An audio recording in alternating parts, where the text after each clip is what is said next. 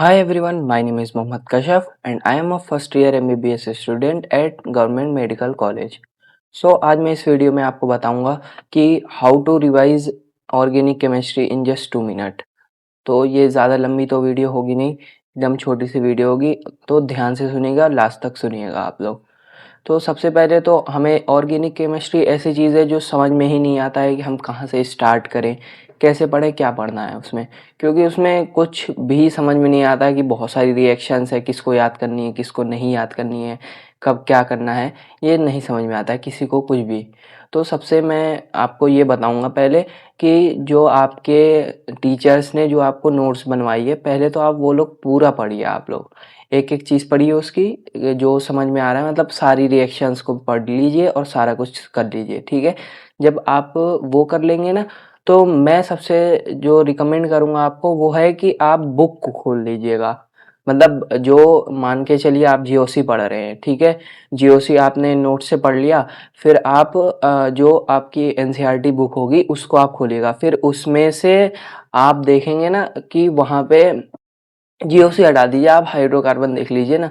Hydrocarbon में सारी reactions होती हैं, बहुत सारी रिएक्शन होती है। कुछ जो होते हैं ना, जो अगर आप 11th में हैं तो वो 12th का भी तुम उसमें मिक्स करके और पढ़ाते हैं टीचर्स, ताकि उनको आसानी रहे कि 12th में ज़्यादा वो वास्ट ना हो जाए, ठीक है। इसलिए वो करते हैं कि हाइड्रोकार्बन ऐसी चीज़ है जो तुम्हारे 12th का भी मिक्स करते हैं और 11th का भी मिक्स करके पढ़ाते हैं उन्हें। तो बहुत ज़्यादा बच्चे कंफ्यूज होते हैं कि कौन सा करना है, कैसे, मतलब कि बहुत ज़्यादा रिएक्शंस हो जा रही हैं, समझ में नहीं आ रहा है।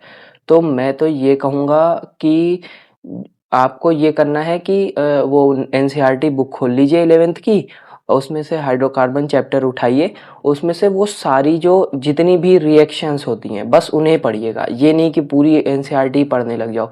जो रिएक्शंस है उनको पढ़ो, सारे जितनी भी रिएक्शंस है ना वो याद करो। क्योंकि जो जब अपने नीट की प्रिपरेशन कर रहा था तो मैंने ये एनालाइज करा था कि जितने भी क्वेश्चंस आते हैं नीट में वो सारे एनसीईआरटी की डिट्टो रिएक्शन से उठा के ही देते हैं। वो मान के चलो 3 स्टेप की रिएक्शन है, 2 स्टेप लिखे, 3 स्टेप, तीसरा स्टेप उड़ा के वो 4 ऑप्शन में दे दिए। तो ये जो 3 स्टेप की रिएक्शन होती है ना, वो एकदम डिट्टो एनसीईआरटी को उठा के देते हैं। और अगर वहां से नहीं बनता है तो ये क्या करते हैं कि जो तुम्हारी एनसीईआरटी की इंडेक्स होता है, इंडेक्स और फिर जो एक्सरसाइज के क्वेश्चंस होते हैं वहां से उठा के देते हैं। क्योंकि मैंने देखा है कि मैं जब करता था ना तो मैं सारी देखता था कि कैसे क्या करना है। तो उस हिसाब से मैं ये देखता था कि वो सारे डिट्टो जो है वो वहां से उठा ही के देते थे एनसीईआरटी की बुक से निकाल के।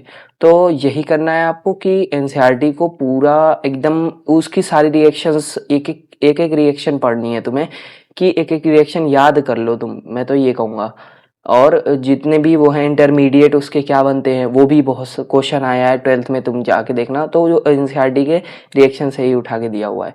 तो इंटरमीडिएट हो गया, ये हो गया सारा, तुम एनसीईआरटी का बस रिएक्शन याद करना। ये नहीं कि उसके नीचे का जितना लिखा हुआ है वो सब पढ़ने लग जाओ, उतना पढ़ोगे समझ में भी नहीं आएगा और कोई सेंस भी नहीं बनाएगा।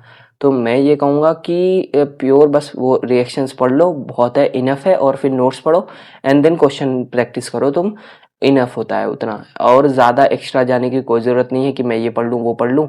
एनसीईआरटी के बस वो पढ़ो, इनफ है, उसके ज़्यादा कोई जाने की 1% भी ज़रूरत नहीं है। तो अगर आपको ये वीडियो अच्छी लगी हो, शॉर्ट वीडियो में मैंने सारा समझाया हुआ है, तो आपको ये अगर वीडियो अच्छी लगी हो तो प्लीज़ लाइक एंड सब्सक्राइब करके जाइएगा, जिससे मुझे भी मोटिवेशन मिले कि मैं ऐसी अच्छी अच्छी वीडियो लाता रहूँ। और मैं ये बता दूँ कि मेरा जो इस साल जो नीट में है, इस साल नीट में मेरे ऑर्गेनिक केमिस्ट्री में एक क्वेश्चन भी गलत नहीं हुए थे, क्योंकि वो थे सारे डिट्टो वहीं से मैंने उठा के वहीं से करे हुए थे। तो एक क्वेश्चन भी मेरे गलत नहीं हुए थे। तो वही मैं कह रहा हूँ, जैसे करना है वैसे ही बस पढ़ो जो मैं बताया हूँ। Thank you.